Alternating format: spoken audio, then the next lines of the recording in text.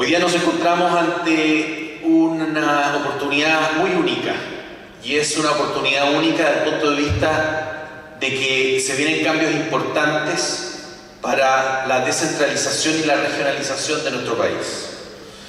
La ley 21.074 finalmente fue un resultado de un proceso legislativo sumamente relevante y que confluyó a que hubiese una voluntad unitaria de darles más facultades y más recursos a las regiones de Chile.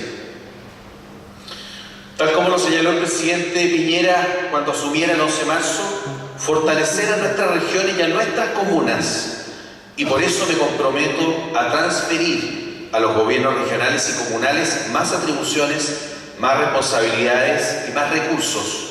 Pero también quiero que sepan que les vamos a exigir una mejor gestión, una mayor transparencia y una participación más activa de los ciudadanos y vecinos de nuestras regiones y de nuestras comunas. Esta es la carta de navegación ante el proceso que estamos comenzando, o que comenzáramos desde el mismo 15 de febrero con la publicación de la ley. Por lo tanto, no vamos a poder tener ciudades puertos realmente desarrolladas si no contamos con un marco jurídico necesario de descentralización y regionalización. ¿Qué es lo que es? ¿Qué significa? ¿Cuál es el cambio que se va finalmente a configurar en Chile desde el momento mismo que se llevan a cabo las elecciones de gobernadores regionales en el mes de octubre del año 2020? Los principales contenidos en el proyecto de ley dicen relación con la modificación de la estructura del gobierno regional, algo quizás que para los ciudadanos comunes y corrientes no es un elemento cercano, pero que es fundamental. Estamos identificando atribuciones, competencias para el gobernador regional electo, atribuciones en materia de desarrollo social y humano, infraestructura y transporte y fomento productivo, y lo separa, cosa que es fundamental, de la estructura de gobierno interior a través de un delegado presidencial regional y provincial. Dicho de otra manera, vamos a contar con gobernadores regionales electos en forma democrática por cada uno de nosotros, y al mismo tiempo vamos a contar con un delegado presidencial regional, haciendo el papel o las veces de intendente regional, y delegado presidencial provincial, que es la función que hoy día cumplen los gobernadores provinciales. El segundo punto fundamental de esta ley, que fortalece el proceso de regionalización en Chile, define los mecanismos de recursos a través de marcos presupuestarios para la asignación de los presupuestos regionales. Este es un tema que a nosotros como Ministerio de Hacienda nos convoca y hoy día nos ocupa. Estamos junto con el diputado Rodrigo González y otros miembros de la bancada transversal de diputados regionalistas, viendo distintas alternativas que nos permitan finalmente proponerle al país una legislación que está comprometida en el programa de gobierno del presidente Piñera de responsabilidad fiscal y financiamiento regional. Así como ya señalábamos que le vamos a otorgar, o que la ley que este Congreso determinó en conjunto con el Ejecutivo del gobierno anterior, de entregarle más atribuciones y competencias a los gobiernos regionales, sabemos que sería irresponsable de parte nuestra si es que no fueran aparejados de los recursos necesarios para que se lleven a efecto. Eso es un principio clave y respecto al cual hoy día estamos trabajando. Esta ley también establece una política nacional de territorio rezagado, respecto a lo cual nos va a permitir identificar de forma clara en qué territorios de nuestro país es necesario llevar a efecto una inversión mayor de recursos. Y por último, establece una gobernanza para las áreas metropolitanas en aquellas regiones que la implementen. ¿Por qué? Porque hemos visto en los últimos 20, 30, 40 años el desarrollo que han tenido las ciudades capitales de cada una de las regiones de Chile. Y si bien es cierto, hay algunas que mantienen cierto nivel de armonía y otras que no han sido capaces de adaptarse al cambio económico, social, cultural, a la necesidad de mayor infraestructura y tantos otros desafíos que hoy día tenemos, no solamente como regiones, sino que también como país. Desde el punto de vista más técnico, esta ley, que fue, como les decía, aprobada por el Congreso durante el gobierno anterior, establece 7 reglamentos que son especialmente importantes. ¿Por qué? Porque muchas veces la ley no es lo suficientemente expresa para efectos de diseñar e implementar una determinada política. En este caso, son 7 los reglamentos que hoy día están trabajándose, algunos de ellos ya publicados. El primero es el que dice relación con las zonas rezagadas, que está en trámite de toma de razón en la Contraloría General de la República. El segundo, el que fija principalmente los estándares mínimos para el establecimiento de las áreas metropolitanas, que está en última revisión de redacción para la firma de los ministros que se incorporan, digamos, en su refrendación. Hay uno de ellos que está publicado, que es el tercero reglamento, que establece las abreviaturas para nominación de regiones. El cuarto y el quinto, que no tienen un plazo legal en la ley, se están trabajando por parte de la Subsecretaría de Desarrollo Regional y Administrativo. Estamos hablando del reglamento que fija las condiciones, plazos y demás materias sobre el procedimiento de transferencia de competencias, que nosotros consideramos que es clave. Nuevamente insisto, no es posible hablar de que vamos a tener ciudades, puertos desarrolladas si no contamos con un marco jurídico sólido que les permita tener una política a nivel local de descentralización. Y las regiones, y que por alguna razón a la región metropolitana, obviamente, al ser mediterránea, no tiene puerto alguno, son las regiones justamente las que tienen que aprovechar esa condición, ese elemento diferenciador. Y estamos convencidos en el gobierno, en el Ejecutivo y en el Ministerio de Hacienda que esta justamente va a ser la puerta de entrada para tener un desarrollo regional 2.0. Los últimos 2 reglamentos, el que aprueba la Política Nacional de Ordenamiento Territorial y el Reglamento de los Planes Regionales de Ordenamiento Territorial, los PROT y PNOT, se encuentran actualmente en revisión por el Consejo de Ministros correspondiente. Son 12 ministerios que se involucran, y esto también dice relación específica con conflictos que han habido no solamente en el pasado reciente, sino que seguramente durante los próximos años, de cómo finalmente el desarrollo en ciudades, puertos, se va concretizando en armonía con la ciudad, con sus elementos patrimoniales y cuidando, por cierto, el medio ambiente y la sustentabilidad. Ya lo decía don Rinio, los conflictos finalmente lo que hay que hacer, porque siempre van a existir, es a saber administrarlos. Y para eso existen las autoridades y las instancias ciudadanas correspondientes que finalmente le permitan a la ciudadanía tener una participación directa. Bueno, en materia presupuestaria, muy rápido, ya se han incorporado en la Ley de Presupuesto del Sector Público del año 2019, que mañana esperemos termine su tramitación en la Cámara de Diputados, más recursos específicamente para aquellos cargos que la Ley de Fortalecimiento de la Regionalización establece en su articulado, y que dice relación con la nueva figura de un administrador regional, un jefe de la División de Fomento e Industria, un jefe de la División de Infraestructura y Transporte, un jefe de la División de Desarrollo Social Humano, un jefe de la Unidad de Control y el jefe de la Unidad de las Áreas Metropolitanas para aquellas regiones que así lo requieran. Por lo tanto, ya nos estamos adelantando a este proceso que parte oficialmente cuando asuman los gobernadores regionales el 6 de enero del año 2021. ¿Por qué? Porque hay todo un trabajo interno que hacer en los gobiernos regionales de modo tal de preparar finalmente a los cuadros competentes con las funciones nuevas que se les encargan. Por lo tanto, la ley de presupuesto que se está terminando de tramitar considera recursos para que cada una de las regiones se puedan incorporar a estas 8 personas que van a jugar un rol fundamental desde el punto de vista del desarrollo a nivel regional. ¿Qué estamos haciendo como gobierno? A 8 meses de haber asumido el presidente Sebastián Piñera, hay una labor muy importante que justamente también quise aprovechar esta oportunidad, que dice relación con capacitar y publicitar lo más posible esta ley. Estamos ante varios alcaldes, autoridades regionales, concejales, personas con un rol y una responsabilidad pública. Qué importante es que podemos llegar a la ciudadanía y explicarles de forma clara, concisa, precisa, los cambios que se van a suceder una vez que entre en vigencia este nuevo proceso de descentralización y regionalización de Chile.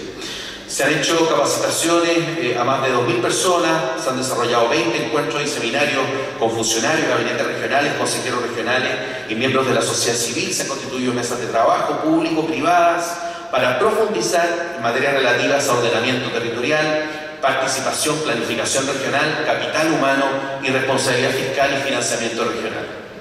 Creemos que son las bases finalmente que les permitirán tener un desarrollo importante y dejar atrás una etapa de especial centralización que han tenido los gobiernos regionales de cada una de las regiones de nuestro país. Y en materia de participación, que ha sido importante durante estos 8 meses, está en proceso la creación de una mesa regional de participación ciudadana que coordine y lidere la participación regional y nombrar por resolución a un encargado de participación ciudadana del gobierno regional. Desde SUTERE se envió una guía para la instalación de los consejos sociales ciudadanos del gobierno regional y reglamentos que otras regiones han diseñado dentro del programa INCIDE. Acá hay una especial preocupación por cómo consideramos la opinión ciudadana en los cambios que se van a venir.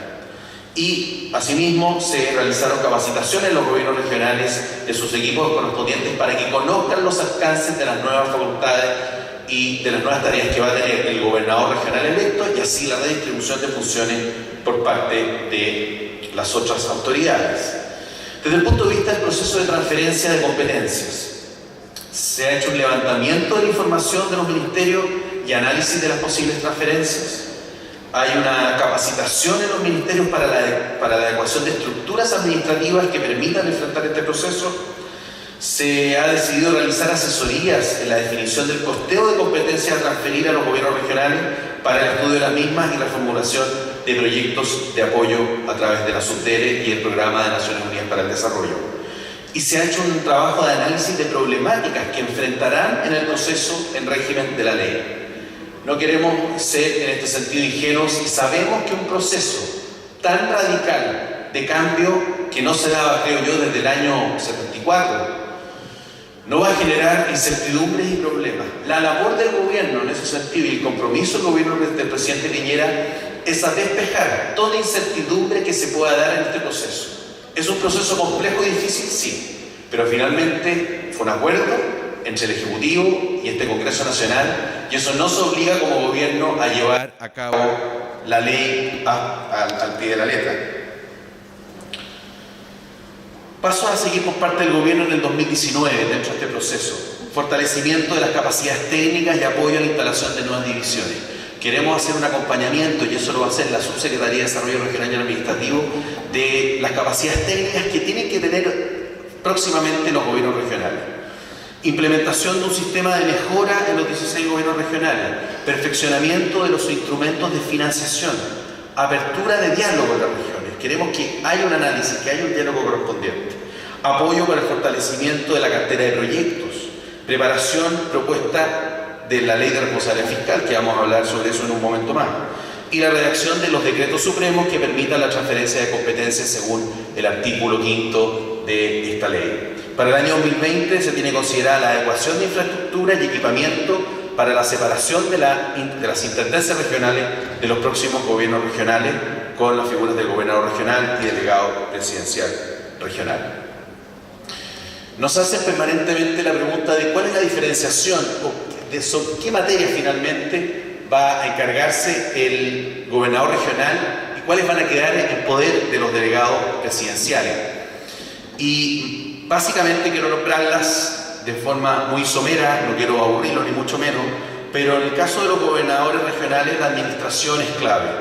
Ejercer la administración de los bienes y recursos del gobierno regional, representar judicial y extrajudicialmente, nombrar y remover a los funcionarios, velar por el cumplimiento de las normas sobre probidad, administrar los bienes nacionales de uso público cuando corresponda, dictar las resoluciones e instrucciones que estime necesarias para el ejercicio de sus atribuciones. Desde el punto de vista normativo, ¿qué es lo que va a poder hacer el gobernador regional? Proponer al Consejo Regional los proyectos de reglamentos regionales, solicitar al Presidente de la República, previo acuerdo del Consejo Regional, la transferencia de una o más competencias de los ministerios y servicios públicos. Desde el punto de vista de la planificación, el gobernador regional va a tener mucho que incidir. ¿Por qué? Porque va a formular políticas de desarrollo de la región, va a someter al Consejo Regional las políticas, estrategias y proyectos. Al mismo tiempo, somete al Consejo Regional la propuesta de territorio como de zonas rezagadas y su respectivo plan de desarrollo. Y finalmente, somete al Consejo Regional el plan de desarrollo turístico. Y desde el punto de vista de la coordinación, le corresponderá al gobernador regional, electo democráticamente, coordinar, supervigilar o fiscalizar a los servicios públicos que dependan o se relacionen con el gobierno regional respectivo. Informar al Consejo Regional respecto a las proposiciones de planes y programas. Y por otro lado, ¿cuáles son las funciones entonces que van a cumplir desde el 6 de enero del 2021 los delegados presidenciales? Desde el punto de vista de la seguridad, tenemos una cantidad importante, dirigir las tareas del gobierno interior de acuerdo a las instrucciones del mismo Ministerio del Interior, requerir el auxilio de la fuerza pública en los casos que sea necesario, aplicar las disposiciones de la ley de extranjería, adoptar las medidas necesarias para la adecuada administración de los complejos fronterizos, entre otras. Tiene también coordinación con los CEREMI, los secretarios regionales ministeriales, y una supervigilancia de la administración del Estado respecto a la fiscalización o supervigilancia de los informes, antecedentes o datos que requieran para dichos fines, debiendo estos proporcionarse de manera oportuna. Este es un cronograma que seguro es casi imposible que ustedes lo puedan ver con detalle, pero está cuáles van a ser las etapas. Primero, el cumplimiento de los compromisos que establece la ley 21.074 con sus 7 reglamentos. En segundo lugar, la instalación misma de los gobiernos de manera previa, obviamente, a la elección de octubre del año 2020. Y la cuarta etapa del año 2021 viene la instalación de los nuevos gobiernos regionales con la separación de funciones entre el administrador regional y los delegados presidenciales correspondientes.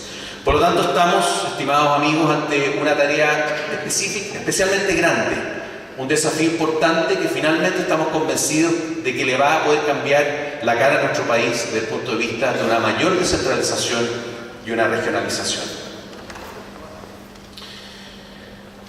Esta me la voy a saltar porque es muy similar a lo que ya hemos señalado. Ahí también se establece cuál es la agenda que nosotros tenemos como gobierno al respecto.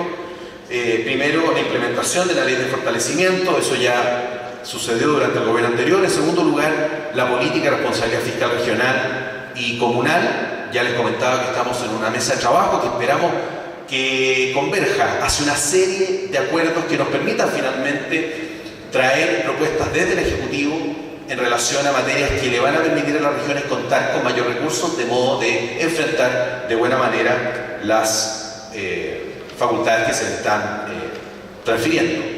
El segundo punto de mi presentación dice relación con la ley de presupuesto del 2019. Hubo cierta polémica, tanto en la Cámara como en el Senado, de decir, bueno, todas las regiones hoy día necesitan mayores recursos. Estamos ante una situación fiscal, y esto lo ha dicho el ministro de Hacienda, Felipe Larraín, compleja, difícil. Hemos hecho, y el presidente de la República ha mandatado a través de instructivos presidenciales, que podamos tener finalmente un mayor ahorro en aquellos temas que no tengan relación con programas sociales y que podrían afectar a las personas. En ese sentido, hemos sido muy cautelosos y muy precisos, de modo tal de que la austeridad sea un elemento propio de los servicios públicos, de la puerta hacia adentro y no hacia afuera, que son las tareas que hoy día nos exige la ley y, por cierto, la ciudadanía. Entonces, hay ciertos datos que es importante tener presentes. Por primera vez desde el año 2015, todos los gobiernos regionales incrementaron sus presupuestos. Hay un promedio de un aumento de un 9,9 en los programas de funcionamiento que permitirá justamente, como lo señalé anteriormente, apoyar la descentralización e instalar esta nueva estructura para los gobiernos regionales en todas las regiones del país. Los programas de inversión regional, que son aquellos realmente relevantes para la construcción de una sociedad abierta y con progreso, crecen en promedio un 2,5% de las 16 regiones de Chile. Esto confirma la importancia y la autonomía dada a los gobiernos regionales para el impulso de iniciativas acorde a las prioridades de la ciudadanía. Y el presupuesto en esta versión para inversión de las 16 gobiernos regionales creció al menos en un 1%, a diferencia del 2017, que solamente lo hicieron en 5 regiones, y en el año 2018, donde contaron con ese aumento 6 de las 16 regiones. El tercer punto que les quiero mencionar en relación a lo que significa la participación del Ministerio de Hacienda en temas tan fundamentales como la relación ciudad-puerto es el Acuerdo Nacional por el Desarrollo Integral. Ustedes dirán, ¿cuál es el matiz o cuál es el punto respecto al cual conecta con las labores y tareas que nos hemos propuesto? Bueno, fundamentalmente hay varias. Y hay una de ellas que es la modernización del Estado. Nosotros lo que queremos es facilitar la implementación de las gobernaciones regionales sin entravar ni duplicar funciones innecesarias. Y así como les comentaba que existe este calendario de cumplimiento de la ley, también tenemos que ser especialmente, estar alertas para efectos prácticos de no repetir o no duplicar ninguna función que hoy día ya exista en los gobiernos regionales, y eso finalmente vaya en contra de un camino ya trazado que dice relación con modernizar nuestro Estado. Hay una propuesta de un plan de inversión en infraestructura que es sumamente importante para nosotros y respecto al cual ya haremos algunas señales durante las próximas semanas. Y por último, queremos mejorar las condiciones estructurales para la competitividad de los sectores productivos. Y en ese sentido, los puertos van a ocupar un lugar fundamental. El cuarto punto, que dice relación con el financiamiento, es que frente a los procesos de descentralización y la pronta elección de los gobiernos regionales se requiere, como decía, un marco legal adecuado en materia de administración fiscal. Hoy día, actualmente, las regiones reciben finalmente sus recursos a través de gastos de funcionamiento y de inversión regional. Pues bien, la ley 21.074 se refiere a las atribuciones sobre la inversión regional, tema clave. Hay programas de inversión regional que tienen principalmente dos tipos de financiamiento: el aporte fiscal y las transferencias para gastos de capital. Pero también los gobiernos regionales reciben recursos de una gama bastante amplia de instrumentos, como es la cuota del Fondo Nacional de Desarrollo Regional y la cuota del Fondo de Innovación para la Competitividad del FIC regional. Y aparte, leyes específicas que han redireccionado recursos que antes iban a la estructura central a nivel regional, provincial e incluso comunal, como por ejemplo las patentes mineras, los casinos de juego, ya lo sabrá esta región, patentes geotérmicas, patentes de acuicultura, patentes de derechos de agua no utilizados, el Fondo de Inversión y Reconversión Regional, FIR, la venta de inmuebles de bienes nacionales, está también el Fondo de Apoyo Regional, programas de infraestructura educacional y programas de convergencia. Uno podría decir a estas alturas, bueno, lo lógico sería presentar actualmente índices de desarrollo bastante homogéneos entre las 16 regiones de Chile. Sabemos que eso no es así, y por mucho que existan estos instrumentos, es que nosotros estamos hoy día disponibles para analizar y poder trabajar una mayor cantidad de rentas regionales que le permitan a las regiones crecer como corresponde. Esta es una imagen donde dice que la mayor parte del financiamiento para la inversión proviene de los fondos del gobierno central. Y las fuentes de ingresos del programa de inversión en el 2017 ya podemos tener algún tipo de señal que la gran mayoría de los recursos que reciben las regiones provienen del Fondo Nacional de Desarrollo Regional. Tenemos el Fondo de Apoyo Regional, el FAR, con un 25%, los derechos, patentes, regalías, como ya les señalaba, programas de convergencia y otros que tienen una incidencia menor en el desarrollo presupuestario regional. ¿Cuáles son los criterios generales para el financiamiento y la responsabilidad fiscal regional? Nosotros creemos que la responsabilidad fiscal es un elemento clave.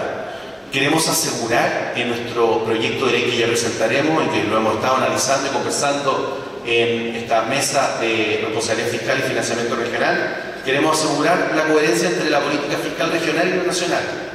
De modo tal que tenemos que asegurar una política fiscal responsable a nivel nacional, preservando la capacidad de reaccionar y adaptarse al entorno económico. En segundo lugar, potenciar el rol del Consejo Regional en la administración financiera. Queremos que haya más participación del Consejo Regional. Lo necesita de manera urgente. Queremos también preservar el rol del Gobierno Central de supervisar una ejecución presupuestaria correcta y oportuna. Y ahí también hay un desafío muy importante desde el punto de vista de mejorar la calidad de la ejecución presupuestaria. Vincular, por último, la entrada en vigencia de la Ley de Fortalecimiento de la Regionalización en términos de responsabilidad fiscal, tal como se ha señalado.